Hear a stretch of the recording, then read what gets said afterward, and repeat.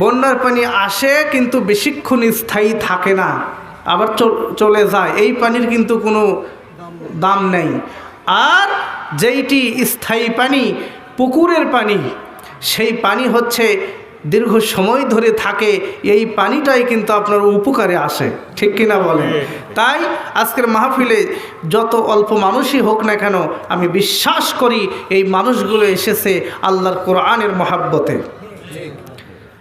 আমি দোয়া করছি আল্লাহ রাব্বুল আলামিন আপনাদের জীবনের গুনাহ খাতা আল্লাহ তাআলা মাফ করে দেন। কোরআনের সাথে সম্পর্ক, মহাব্বত, ভালোবাসা থাকার কারণে বিশ্ব নবীজি তার পাক জবানের মধ্যে বলেছেন, আল কোরআন হুজ্জাতুল লাকা ওয়া আলাইকা।